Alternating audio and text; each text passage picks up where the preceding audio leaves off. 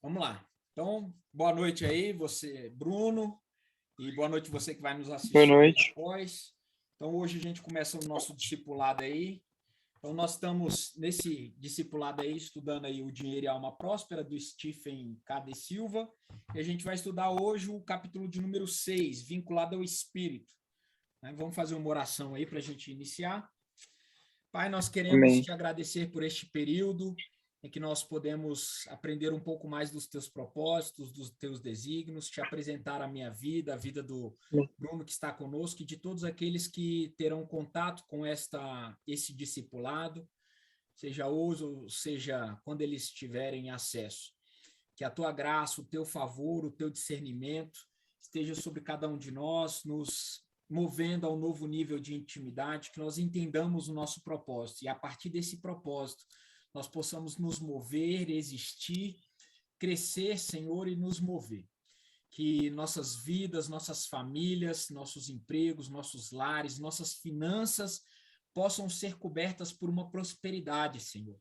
Que o espírito de pobreza possa ser repreendido, Senhor. Que a mentalidade de falta, de escassez, de pobreza possa ser movida das nossas vidas e possa dar lugar àquilo que o Senhor tem para nós. Que nós possamos entender para o que nós nascemos e quem nós somos em Ti.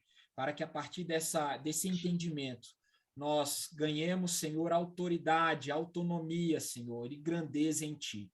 Te agradeço por este momento, por esta live, por este discipulado em nome de Jesus. Em nome de Jesus. Amém.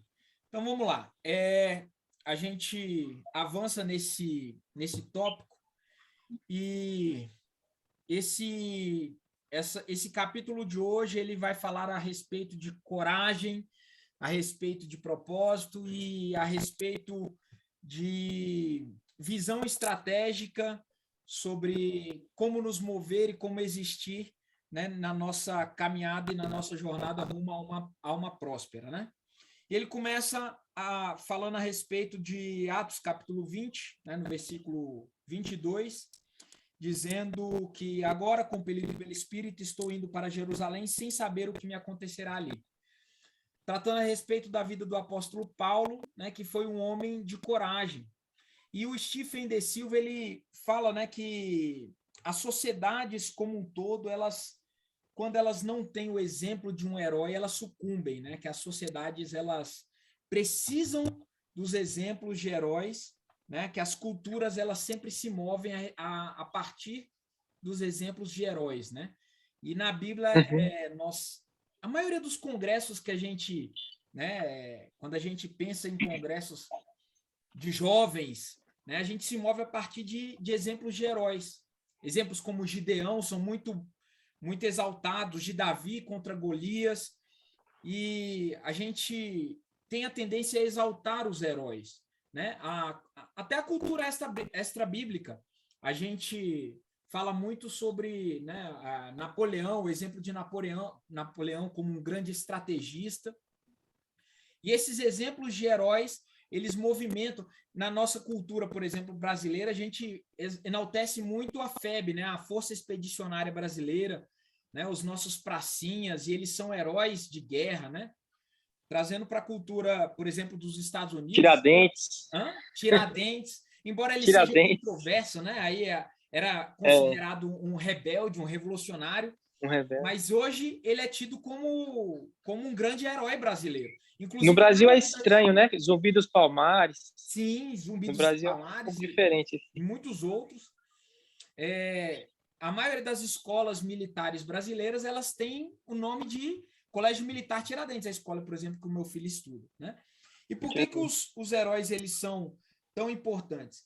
Porque eles nos dão um exemplo, né, de algo maior do que eles mesmos e nos dão um exemplo de por que eles fazem o que eles fazem, né?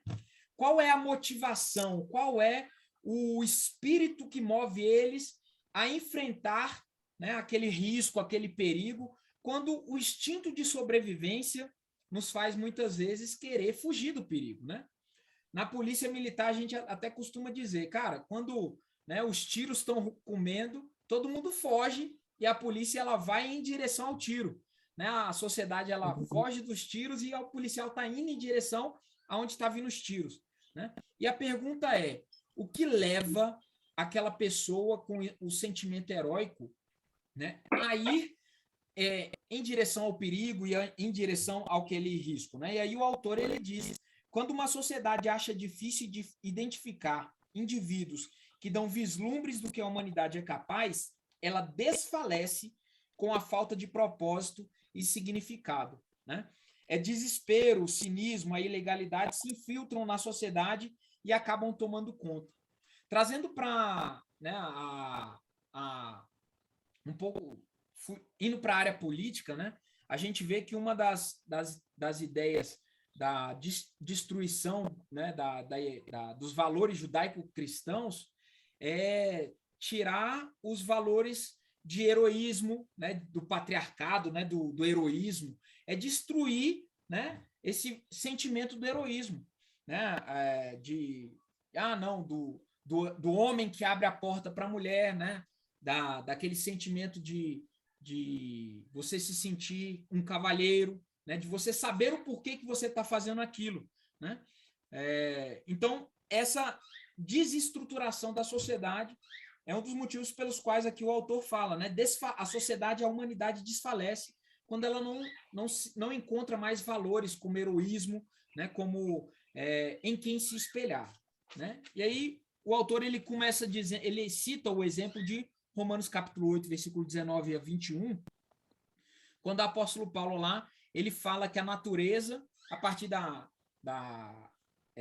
do pecado original, ela sofreu a corrupção e ela aguarda com grande expectativa a manifestação dos filhos de Deus, que eles sejam revelados, pois ela foi submetida à futilidade. O autor ele fala sobre essa futilidade, que na verdade significa sem propósito.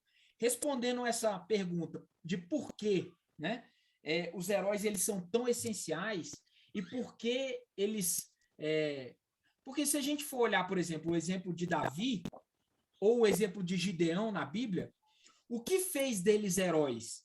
O que fez Gideão, que era um covarde no primeiro momento, né, que estava pisando uvas no lagar, ou na verdade ele estava debulhando trigo ali no lagar, que era para onde ele devia moer uvas, né, ou pisar uvas, né, ou seja, com medo dos moabitas ali, dos filisteus, na verdade. O que fez com que Davi, por exemplo, ele ficasse tão tomado de ira e fosse lá enfrentar o leão, né? Na verdade, o leão, o urso e depois Golias. O filisteu lá, né? Golias. Golias. É um propósito que era maior do que ele. Os heróis, geralmente, e isso é o que o autor ele diz, Stephen de Silva, né? Avançando aqui, é que os heróis eles são movidos por um propósito que está maior do que ele. E o apóstolo Paulo ele fala isso, né? Que o sentimento de heroísmo é quando você consegue, né, olhar para a sua missão ou o seu propósito acima daquilo que você tem, né, de você mesmo. Por exemplo, você aí, Bruno, a gente olhou aí no início da live, você mostrou a sua esposa e a sua neném. Eu tenho certeza que numa situação de adversidade não haveria nada que estivesse acima do seu sentimento de proteger a sua neném e a sua esposa, cara. Numa situação, por exemplo, de tiroteio, o seu instinto de heroísmo faria com que você se colocasse na frente de um perpetrador, de um homem com uma faca ou com uma arma de fogo para proteger a sua mulher e sua neném. Com certeza, numa situação de risco, você, sem a sua esposa ou sua filha, você correria, né? Porque o seu instinto de sobrevivência falaria, meu irmão, eu preciso sobreviver. Você correria num tiroteio. Mas se você estivesse acompanhado da sua filha e da sua esposa, o seu instinto de sobrevivência faria com que você protegesse primeiramente a sua esposa e sua filha. Qual é o sentimento que faria com que numa situação isolada você corresse, mas numa situação em que você estivesse com a sua filha e com a sua esposa, você enfrentasse o perigo? É algo que está maior do que você. E é isso que o autor aqui ele fala. O sentimento de heroísmo que é tão valorizado é quando você entende o seu propósito que está acima de você. O que te move é você saber que tem algo maior do que você, pelo qual você morreria, né? Pelo qual você entregaria a sua E, vida de bom grado. Fica à vontade aí, Bruno. não, é só pegando a parte, né, que é a minha área. Quando a gente fala de planejamento estratégico, a gente estuda missão, visão e valores das empresas. E por que a empresa faz a missão? A PMDF tem a missão. Eu não sei Sim. qual que é da PMDF, sei que a do bombeiro é vidas alheias, né? E Uma, riquezas a uma salvar. riqueza a guardar, É. riqueza a salvar isso. É a missão. Por quê? O que ele faz? Ele retira uma pessoa que está ali no fogo, num acidente, entre as ferragens, enfim. Aí, por trás daquilo, quando a gente fala de missão, Sim. a gente lembra de quem? A gente lembra do Batman, a gente lembra do Super-Homem, lembra dos Vingadores, né? Aí é por quê? Porque a sociedade tá moldada hoje com a questão do cinema, né? Mas a Bíblia fala disso. Você pega o livro de Juízes, é só isso. É pessoas que colocaram um propósito. É, quando é você pegar a atitude, a ação da organização e vai enobrecer. Não é nobre eu querer te vender algo e pegar o dinheiro em volta. Isso não é nobre. Agora, a solução que eu resolvo para você, né, é a escola. Então, eu ensino seu filho a estudar. Um salão de festa, eu celebro o casamento, o momento mais importante da sua vida. Então, isso enobrece a ação da empresa. Por isso que as empresas elas buscam ter a CN, tem uma missão, que eu, inclusive vergonha eu não sei, já li, mas eu não estou lembrado de cabeça aqui. Eu Mas é até justamente separei isso. aqui, já que você falou disso de Você missão, eu separou, né? separei a missão da CN para depois ler, mas continua. Porque é algo que enobrece, por exemplo, a igreja é pregar o evangelho, salvação, mas o que está por trás disso? Está por trás disso a transformação das vidas, Sim. transformação da sociedade, né? Então vai estar alinhada, a missão vai estar alinhada com isso, alterar a comunidade que a gente vive, e é bacana isso, que no mundo empresarial também vive isso, porque hoje em dia se fala muito em humanização das empresas, e ela demonstra humanização quando ela tira o interesse individual, que é o lucro, e toda empresa vai ter, Sim. mas ela estabelece um propósito que é coletivo. Eu até E aí, para você ver, pensei aqui tem uma área uma, que. tem uma linha, Anderay, tem uma Ah, linha tem um fundo, um tipo de fundo de investimento hoje no Brasil, no mundo, que chama ESG, que são empresas, em inglês eu esqueci o nome, mas são empresas que têm governança, sim, compliance, que está compliance, ligado com a governança. missão, Tem até propósito uma parte coletivo. aqui no livro que depois eu gostaria que você comentasse, que é uma parte até que eu acho que tem um pouco a ver com a parte de administração, que ele fala dos 4 níveis. Depois, se tu tiver com o livro, pega aí que é a página 134, que ele fala da visão tática, estratégica, visão e propósito. Eu achei Sim, isso interessante, cara. Aí vamos lá. A missão da CN, treinar.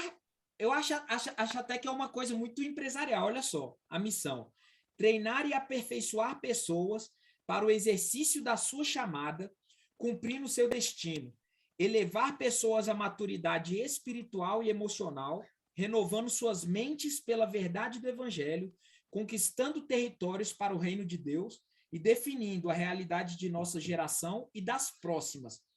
Aí a visão: ser um ministério atual e relevante na sociedade, que consegue oferecer respostas às demandas das pessoas, atualizando-se sempre a fim de continuar movendo-se para o futuro e recebendo o novo de Deus. Acho que é por isso que ela faz tanto curso, né? Tanta atualização. E valores: é. excelência, cultura do reino, trabalho em equipe, visão positiva do futuro, esperança, alegria, regozijo, liberdade, serviço, fraternidade, grandeza, prosperidade, solidariedade, paixão, pureza, honestidade e transcendência. Aí eu já li em algum lugar dizendo que quando você abraça a visão, mas opera contra a missão, você está em rebeldia, né? E quando você abraça a missão e entende a visão, né? Você está em obediência, uma coisa assim, né? E é bacana você, né?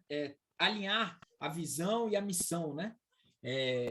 Para que Porque a você. missão é quem eu sou e a visão é onde eu estou Explique. enxergando. Então, Pronto. se eu não posso ter uma atitude que vai me impedir de chegar onde eu estou olhando.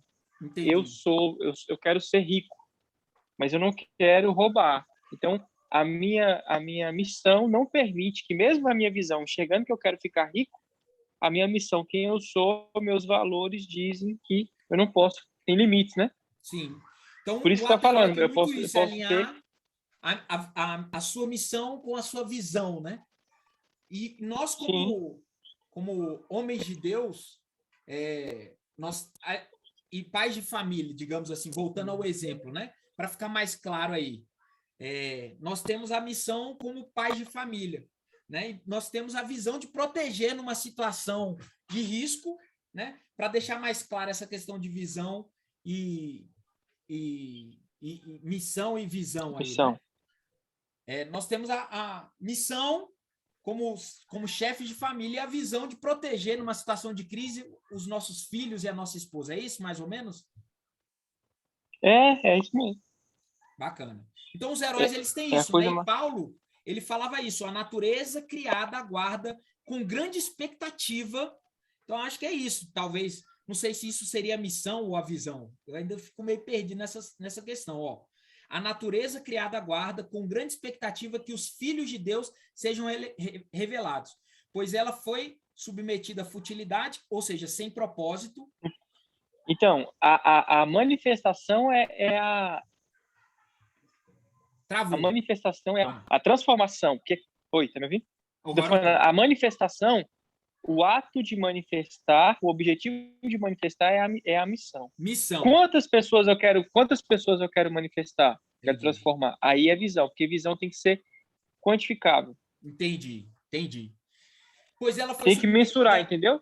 Entendi. Pois ela foi submetida à futilidade, ou seja, que não tem propósito. A natureza ela perdeu o seu propósito a partir dessa quebra, né, da glória de Deus, né? Na esperança de que a própria natureza criada seja liberada da escravidão, da decadência em que se encontrava para a gloriosa liberdade dos filhos de Deus. Então a natureza espera essa ascendência de heróis, né, como eu e você, que entendem o seu propósito em Deus, para que nós possamos levantar essa nação, né? Então, enfim, aí ele bota aqui, né, que a alma próspera é uma alma satisfeita, que sabe se alegrar com as boas coisas e que pode descansar e ficar à vontade, né? E que pode sonhar, né? É aquele negócio que a gente já falou nos outros capítulos, que a alma próspera, ela sempre vai atrás das coisas desejadas, mas sempre a partir de um lugar de descanso e gratidão, sabendo que a sua satisfação está em Deus, né? Bom, aí ele coloca que a alma próspera é uma alma corajosa e ele pergunta: de onde vem essa coragem? Onde os heróis têm o poder de se tornarem maiores do que os seus medos? Porque é inegável que, diante de um homem armado com uma faca, você tem medo de que você vá morrer. Mas quando você olha para sua neném e para sua esposa, você fala: meu irmão, vale a pena morrer para salvá-las, né? De onde vem, ele pergunta. E ele considera essa declaração heróica do apóstolo Paulo em Atos 20, 22, que a gente já viu. Ele fala: olha, eu sei que eu estou indo para Jerusalém e eu vou enfrentar lá prisões, né, açoites, mas eu vou, né? Ele fala, né? Estou indo para Jerusalém sem saber o que me acontecerá, a não ser que em todas as cidades o Espírito Santo me avisa que prisões e sofrimentos me esperam. Aí ele diz: todavia não me importo, nem considero a minha vida de valor algum para mim mesmo. E o autor diz: ora, se o Espírito Santo diz que nós teremos aflições, que nós passaremos lutas, ele nos alerta para que nós fujamos dessas situações e nos escondamos? Não. Pelo contrário, é para que nós, a partir dessa consciência e a partir da identificação do nosso propósito, que é maior do que nós mesmos, avancemos com ousadia dentro do fruto do Espírito, que é mansidão, né? Que, enfim, que é nos mover no propósito de Davi, por exemplo, que é maior do que nós mesmos, né? Aí ele diz: a ousadia do herói é sempre resultado de uma influência espiritual, né, para uma causa maior do que ele mesmo. Bom, avançando. Aí ele fala na página 126, sobre liberdade, que liberdade, né? E aí ele discorre aqui sobre o conceito de aprisionado, né?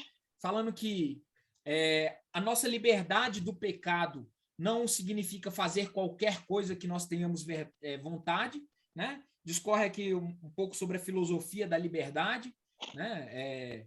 Que diferente do que a maioria das pessoas pensam, não é fazer o que quer, mas é nós podermos ter autonomia de escolher o certo, né? Fala que a rejeição extrema aos limites perverte e nega a verdadeira natureza da liberdade, reconhecida por todas as tradições, da sabedoria e da história. E aí ele entra um pouco no conceito da política atual, né?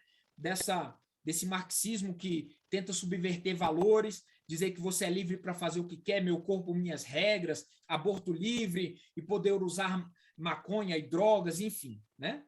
E ele diz que o maior exemplo de liberdade foi de Cristo, quando ele diz que Jesus, ele fala, João 10, 17, por isso é que meu Pai me ama, porque eu dou minha vida para retomá-la. Ninguém a tira de mim, mas eu a dou por minha espontânea vontade.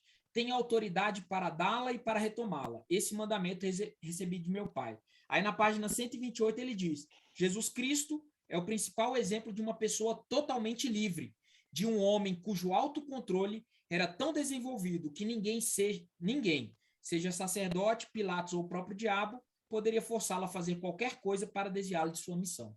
Liberdade é justamente ter autocontrole, né? Porque quando a gente era escravo do pecado, a gente não tinha autocontrole. A gente via o pecado e entrava com os dois pés, né? A gente achava que a gente era livre por poder fazer qualquer coisa, e hoje, livre em Cristo, a gente tem o poder, né, de dizer não aos vícios, né, às perversidades, mesmo que muitas vezes a gente sucumba, né? Mas a gente tem a liberdade de, em Cristo, ser livre do poder do pecado, como diz Gálatas e Romanos capítulo 6, né? Nós não somos mais sujeitos à natureza pecaminosa. Então, sobre liberdade, mais ou menos é isso. Não sei se você tem mais algum comentário a respeito. Não. Bom, ele diz, a liberdade não é apenas a ausência... Opa! Tem um presente aqui, enfim. Vamos lá. A liberdade não é apenas a ausência de controle externo, mas a presença de autocontrole. Já falamos. Aí ele fala sobre... beleza, aí ele entra em vínculo espiritual, que fala que a mudança ela vem de dentro para fora, né? A mensagem do evangelho é que o poder para nos mudar por dentro existe e nos foi dado livremente em Cristo Jesus. Aí ele fala sobre Jesus, né, ter vindo à Terra para nos dar a capacidade de sermos igual a Deus. Fala da oração sacerdotal de Jesus em João capítulo 17, né? Que ele ora para que nós tivéssemos a mesma intimidade que Jesus tinha com o Pai, que nós tivéssemos também com o Pai, né? Ele fala, Jesus orou para que tivéssemos a mesma relação que ele tem com o Pai, né? Aí ele fala, apenas o mesmo tipo de relação, apenas o mesmo tipo de relacionamento pode produzir o mesmo tipo de frutos, né? A mesma liberdade que Jesus tinha com o Pai, né? Se nós tivéssemos esse mesmo relacionamento. Bom, aí ele fala aqui sobre esse tema, né? Na página 133 e 134, amigos morando no quarto andar. E ele fala sobre esses 4 níveis de perspectiva em nossas vidas, sobre como nós enxergamos a forma como nós lidamos com as nossas tarefas diárias, sobre como nós lidamos com a vida. E ele fala, com o tempo, identifiquei 4 níveis de perspectiva em nossas vidas. Eu observei que as pessoas vivem um desses 4 níveis diferentes tempos de jornadas. Chamo de tática, estratégica, visão e propósito. Gosto de imaginá-los como 4 andares de um prédio, cada um fornecendo um tipo diferente de conhecimento em que embasa a perspectiva da vida. Aí eu não sei se você chegou a ler esses tópicos, mas se não, eu vou fazer um resumo básico e aí você traz alguma contribuição da parte de administração aí, Bruno. Então ele fala esses Pode 4 falar. níveis... Oi? Pode falar, não, pode falar. Pode Beleza. falar. Ele fala Pode que seguir. a gente enxerga a vida, né? Geralmente em 4 níveis, como se fossem andares, né? E o primeiro andar seria o nível tático, que é onde a gente enxerga só como que a gente vê o que está fazendo. É aquele nível ali que a gente só vê o que está fazendo. é aquele nível mecanicista, né? Operativo, né? Que a gente está ali e não vê, né, o porquê, e é aquele nível que a gente acorda, né, vai lá no chão de fábrica e vê o que está fazendo, né, e volta para casa, e aquela rotina. Isso faz com que a gente muitas vezes fique frustrado, né, e não consiga avançar, né? Não tenha sonhos, não tenha perspectiva de melhoras, né? E a gente pode viver uma vida frustrada nisso. O segundo andar, né, é o nível estratégico, que é quando a gente começa a perceber como estamos fazendo. É quando a gente começa a perceber, né, na verdade, como a gente está fazendo. Começa a ter uma visão um pouco mais elaborada sobre o quê, né? Como estamos fazendo aquilo, né? E aí a gente começa a poder otimizar os processos, né? E aí ele diz aqui que ocupações exigem pensamento abstrato e determinação, como aconselhamento, ensino e vários papéis de liderança atraem pessoas para esse nível, né? É o nível de a gente pensar o que está fazendo, né? Enfim, mas aí ele diz que, no entanto, as limitações dessa perspectiva farão com que elas lutem contra o controle, a insegurança e a tolerância dos outros. E aí ele diz que existe um terceiro nível, que é o nível da visão, que representa o terceiro andar, que, em resumo, onde a gente sonha, que a gente está nos permitindo ver para onde estamos indo. Que, além de ver como estamos fazendo e como estamos fazendo, a gente está andando no nível dos sonhos, né? A gente começa a projetar aquilo que a gente quer, né? E aí estabelecer-se nesse nível nos leva a confundir nossos sonhos e plano com o nosso propósito. E é a gente sonhar, né? Aquele nível assim, eu estou aqui fazendo porque eu quero montar uma empresa, então a gente começa a sonhar.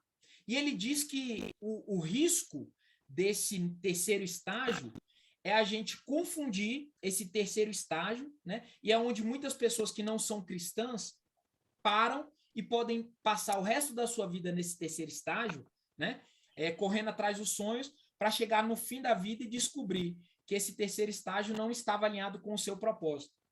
E esse quarto andar é para pessoas espirituais, que é o nível, né, de você entender o porquê você está fazendo aquilo. Não é apenas sonhar, né? Porque eu acho que, e aí eu peço a sua ajuda, né? Porque um grande empreendedor, eu acho que ele tem que ter um sonho, né? Eu acho que aí entra a questão da visão, não sei. Mas eu acho que no nível espiritual tem que ter o propósito, que é você entender o porquê daquilo, né? Como Davi, por exemplo, ou Gideão, né? Que ele diz que é o nível, o último nível, que é por que você está fazendo aquilo, né? Ou isso realmente importa, o seu sonho, né? Realmente tem E eu sei que até na parte da administração, mesmo que você não seja cristão, o empreendedor de sucesso é aquele que faz algo relevante para a sociedade, não é isso? O serviço que seja relevante, não é isso? Sim. Dá sua contribuição Sim, aí. ele vai ter que resolver uma solução. Ele vai ter que ver qual que é a dor que esse público tem. Então, ele vai ter que gerar uma solução para atender aquele público. E em cima disso ele vai rentabilizar. A questão ele tem que entender isso. O problema dele é resolver problemas, entendeu? Diariamente ele vai resolver problemas daquele nicho que ele atua. É isso. Empreendedorismo é isso. Então ele não tem, assim, nesse aspecto, ele não tem. Então qual que é o propósito? Atender o público.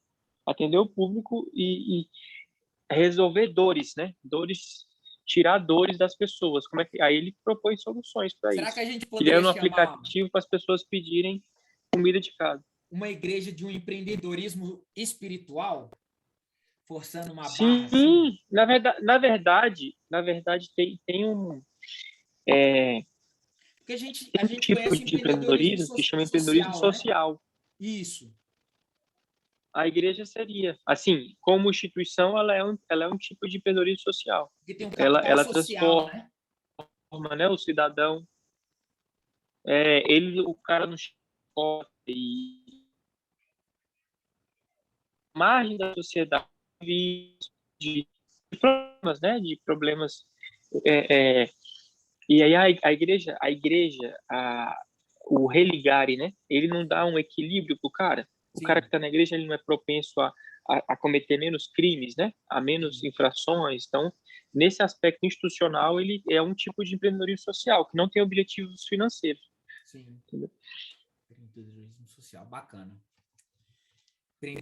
Empreendedor social é aquele que não visa o lucro, né, mas visa o capital social, né? Isso, transformação da Isso, sociedade. exato, exatamente. Começar a pensar no Que inclusive empreendedorismo isso espiritual, para aí, além do ó, social. a gente está falando de política, André. Eu tenho certeza que esse é o próximo movimento que o mundo secular, a política vai exigir das igrejas, Uhum, vai ser, eu quero os seus resultados do seu empreendedorismo social. sim, Ah, se você não quer pagar imposto, então me representa aqui quantas pessoas você atende, você resgata, enfim. O que você faz com o dinheiro que você recebe, sabe? sim. Vai prestar conta, Mostrar resultados, né? mostrar resultado. É, Exato. bacana. Então, realmente é isso, né? A gente enxergar o porquê nós estamos fazendo. Inclusive, cara, Billy Graham, trazendo um pouco para esse nível tático, estratégico, muitas igrejas, elas estão estacionadas, elas passaram a simplesmente fazer por fazer aquilo que elas fazem, sabe? A liturgia do culto, ela se tornou isso. E Billy Graham, ele, em determinado momento, ele falou assim, olha, no início da igreja primitiva, se você tirasse o Espírito Santo da igreja, né, 95% da igreja parava. Porque 95% das atividades da igreja eram de cunho espiritual e eram movidas pelo Espírito Santo. Era o Espírito Santo que movia.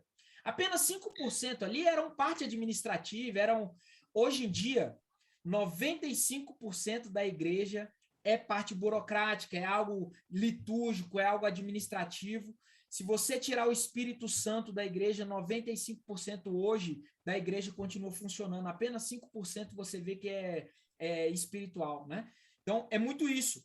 A igreja, fazendo uma autocrítica para nós, igreja, né?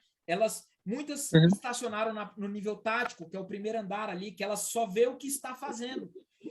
Algumas estão no nível estratégico ali, que ela percebe como está fazendo as coisas, outras estão numa visão ali, né? Que ela percebe, ela sonha, né? Ah, irmãos, a gente está sonhando em aumentar o templo, estamos sonhando em ganhar tantas pessoas para Jesus, mas qual é o propósito, né?